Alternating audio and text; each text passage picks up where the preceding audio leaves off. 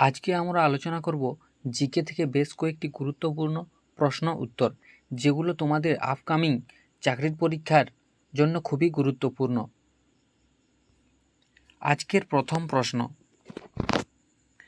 ভারতকে নৃতত্ত্বের জাদুঘর বা প্রত্নতাত্ত্বিক জাদুঘর আখ্যা কে দিয়েছেন? এটি সঠিক অ্যান্সার কী হয়ে যাবে?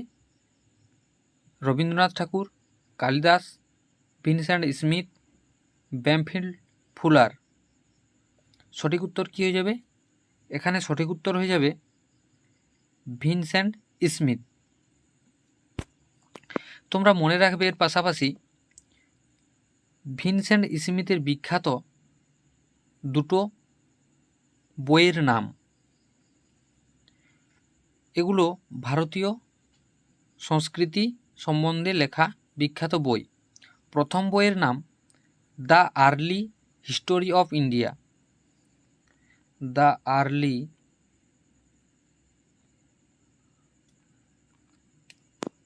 আর্লি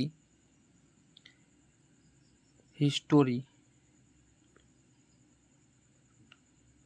অফ ইন্ডিয়া, এটা এক নম্বর বই। দ্বিতীয় নম্বর দ্য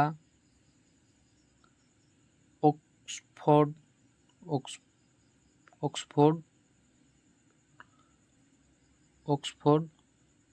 হিস্টোরি অফ ইন্ডিয়া। প্রথম বই the early history of India, দ্বিতীয় বই the Oxford history of India. এবং মনে রাখবে ভিনসেন্ট স্মিথ পরলোক গমন করেন, তার মৃত্যুসাল হল 6ই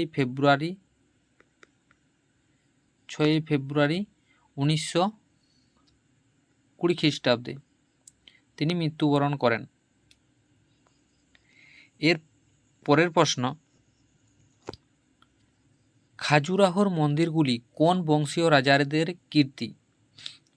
খাজুরাহোর মন্দিরগুলি কোন বংশীয় রাজাদের কীর্তি? চান্দেলা, চালুক্য, পল্লব, চোল। এখানের মধ্যে কোনটি সঠিক উত্তর হয়ে যাবে? সঠিক উত্তর হয়ে যাবে চান্দেলা। এই চান্দেলারা ছিলেন জাতিতে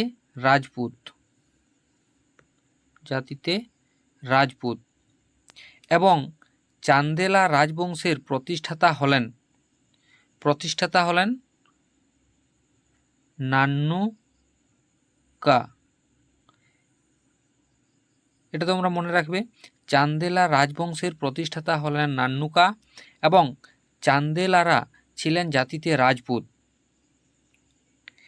এবং এই খাজুরাহোর মন্দিরগুলি বর্তমানে ভারতের মধ্যপ্রদেশের ছত্রপুর জেলায় অবস্থিত।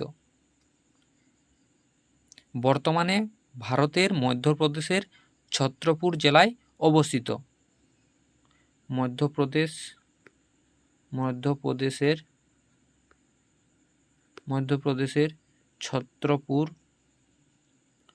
ছত্রপুর জেলায় অবস্থিত।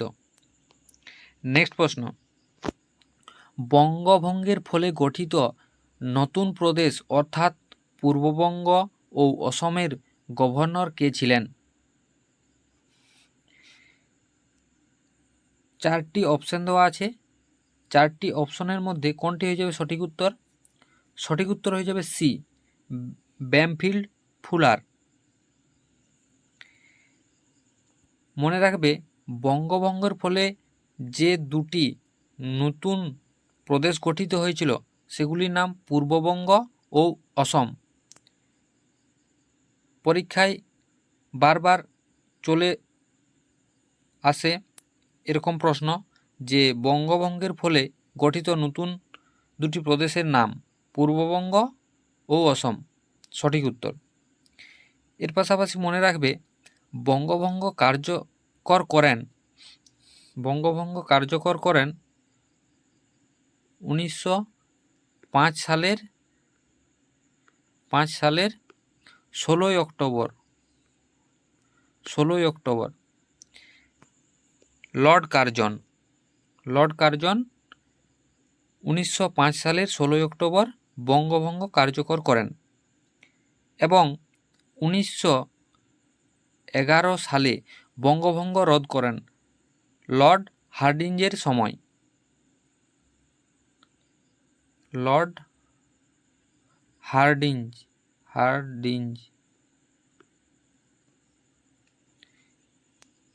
মনে রাখবে 1911 সালেই লর্ড হার্ডিঞ্জ ব্রিটিশ ভারতের রাজধানী কলকাতা থেকে দিল্লিতে স্থানান্তরিত করেন। 1911 সালে লর্ড হার্ডিঞ্জ ব্রিটিশ ভারতের রাজধানী কলকাতা থেকে দিল্লিতে স্থানান্তরিত করেন। পরের প্রশ্ন, বিনয় বাদল দীনেশ রাইটার্স বিল্ডিংয়ে কাকে হত্যা করেন? বিনয় বাদল দীনেশ রাইটার্স বিল্ডিংয়ে কাকে হত্যা করেন? 4টি অপশান আছে, কোনটি হয়ে যাবে সঠিক উত্তর? সঠিক উত্তর হয়ে যাবে বি, কর্নেল সিম্পসন। সঠিক উত্তর কর্নেল সিম্পসন। পরের প্রশ্ন, ভারতীয় সংবিধানের কোন সংশোধনীর দ্বারা নাগরিকদের মৌলিক কর্তব্য সংবিধানে সংযোজিত হয়? ভারতীয় সংবিধানের কোন সংশোধনীর দ্বারা নাগরিকদের মৌলিক কর্তব্য সংবিধানে সংযোজিত হয়? সঠিক উত্তর কোনটি হয়ে যাবে? সঠিক অ্যান্সার সি, 42তম সংবিধান সংশোধনীর দ্বারা। এবং এই 42তম সংবিধান সংশোধনকে সংবিধানের ক্ষুদ্রতম সংস্করণ বলা হয়। ক্ষুদ্রতম সংস্করণ, এটি তোমরা মনে রাখবে। এই 42তম সংস্করণে 10টি মৌলিক কর্তব্যের সংযোজন হয়। 10টি, এটিও তোমরা মনে রাখবে। 10টি মৌলিক কর্তব্যের সংযোজন হয় এবং 51A ধারাতে, সংবিধানের 51A ধারাতে সংযোজিত হয়। নেক্সট প্রশ্ন, পরিকল্পনা কমিশনের চেয়ারম্যান কিভাবে নিযুক্ত হন? পরিকল্পনা কমিশনের চেয়ারম্যান কিভাবে নিযুক্ত হন? সঠিক অ্যান্সার পদাধিকার বলে, সংসদের সম্মতিক্রমে, রাষ্ট্রপতির ইচ্ছানুসারে, রাজ্যপালের ইচ্ছানুসারে। সঠিক অ্যান্সার হয়ে যাবে পদাধিকার বলে। তোমরা মনে রাখবে পদাধিকার বলে দেশের প্রধানমন্ত্রী প্ল্যানিং বা পরিকল্পনা কমিশনের চেয়ারম্যান হন। প্রধানমন্ত্রী। মনে রাখবে জওহরলাল নেহেরু ছিলেন প্ল্যানিং বা পরিকল্পনা কমিশনের প্রথম চেয়ারম্যান। প্রথম চেয়ারম্যান কে ছিলেন? জওহরলাল নেহেরু। জওহরলাল নেহেরু, এটি তোমরা মনে রাখবে। নেক্সট প্রশ্ন, পশ্চিমবঙ্গের নিজস্ব শিল্পনীতি ঘোষিত হয় কত সালে? পশ্চিমবঙ্গের নিজস্ব শিল্পনীতি ঘোষিত হয় কত সালে? সঠিক অ্যান্সার কি হয়ে যাবে? সঠিক অ্যান্সার হয়ে যাবে ডি, 1956 সালে। সঠিক অ্যান্সার হয়ে যাচ্ছে 1956 সালে। নেক্সট প্রশ্ন, কবে ভারতের রিজার্ভ ব্যাংক স্থাপিত হয়? ভারতের রিজার্ভ ব্যাংক, কবে ভারতের রিজার্ভ ব্যাংক স্থাপিত হয়? প্রশ্নটি আগে ভালোভাবে পড়তে হবে। সঠিক অ্যান্সার কী হয়ে যাবে তাহলে এখানে? সঠিক অ্যান্সার হয়ে যাবে সি, 1 এপ্রিল 1935 সালে। 1935 সালে, 1 এপ্রিল 1935 সালে। নেক্সট প্রশ্ন, ভারতের ধান গবেষণাগার অবস্থিত। ভারতের ধান গবেষণাগার কোথায় অবস্থিত? সঠিক অ্যান্সার কী হয়ে যাবে? দেরাদুনে, ব্যারাকপুরে, পুসায়, কটকে। সঠিক অ্যান্সার হয়ে যাবে কটকে। কটক রাজ্যটি, কটক শহরটি উড়িষ্যাতে অবস্থিত। কটক শহরটি উড়িষ্যাতে অবস্থিত। এবং তোমরা মনে রাখবে দেরাদুনে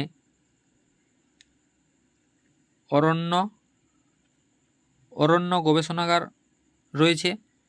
এছাড়াও রয়েছে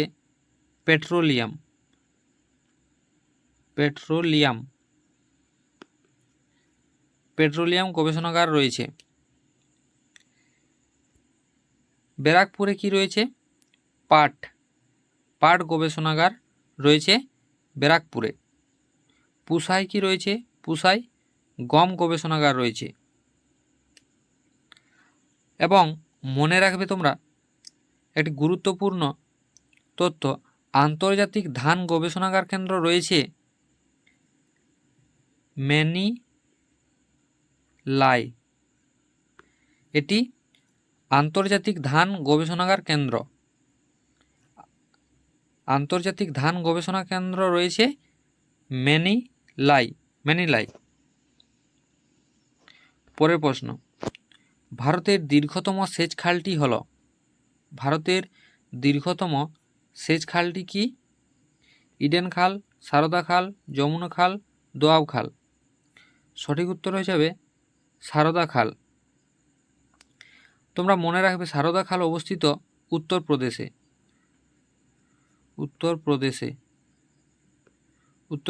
অবস্থিত সারদা খাল। এই খালটির সূচনা হয় 1928 সালে এবং এই খালটির মোট আয়তন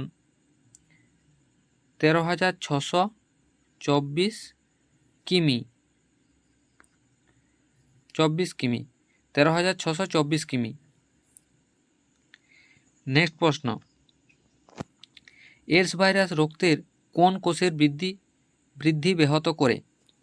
এইডস ভাইরাস রক্তের কোন কোষের বৃদ্ধি ব্যাহত করে? সঠিক অ্যান্সার কী হয়ে যাবে এখানে? সঠিক অ্যান্সার হয়ে যাবে এখানে শ্বেত রক্তকণিকা। তোমরা মনে রাখবে সাধারণত শ্বেত রক্তকণিকার সংখ্যা 5,000 থেকে 19,000 কিউবিক মিলিমিটার। সাধারণত শ্বেত রক্তকণিকার সংখ্যা 5,000 থেকে 19,000 কিউবিক মিলিমিটার। শ্বেত রক্তকণিকার জীবনচক্র 15 দিন।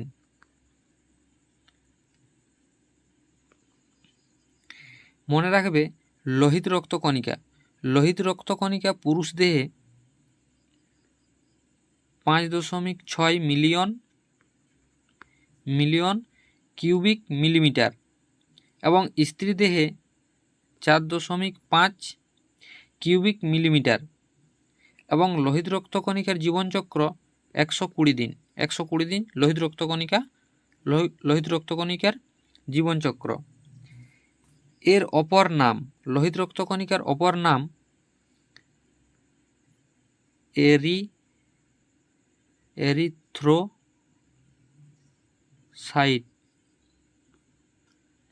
এরিথ্রোসাইট। এবং তোমরা মনে রাখবে সব থেকে বড় শ্বেত রক্তকণিকা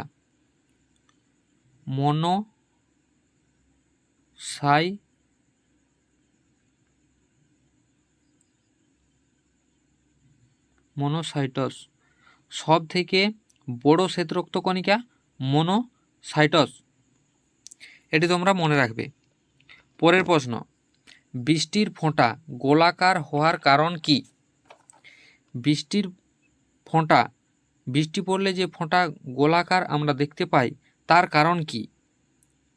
সান্দ্রতা, পৃষ্ঠটান, বায়ুমণ্ডলীয় চাপ, স্থিতিস্থাপকতা। সঠিক উত্তর হয়ে যাবে পৃষ্ঠটান।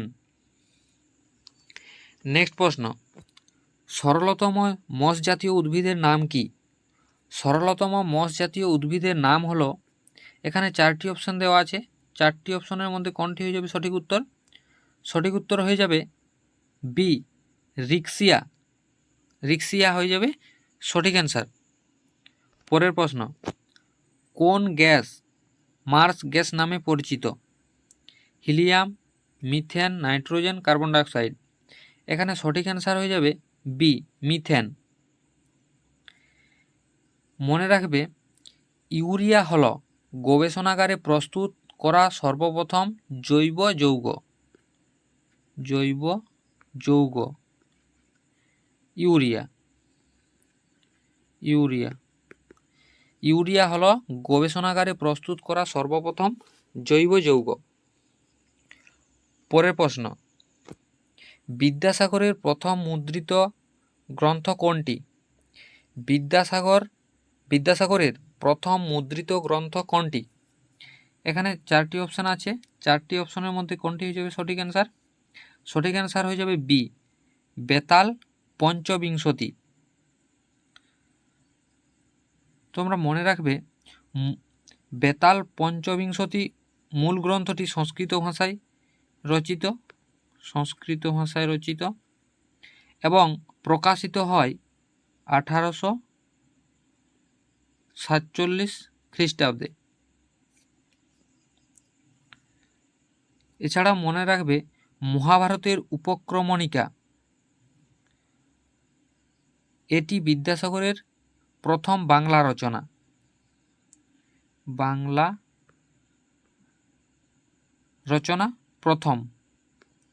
এটি বিদ্যাসাগরের প্রথম বাংলা রচনা। এটি তত্ত্ববোধিনী পত্রিকায় প্রকাশিত হয়। মহাভারতের উপক্রমণিকা তত্ত্ববোধিনী পত্রিকায় প্রকাশিত হয়। তত্ত্ববোধিনী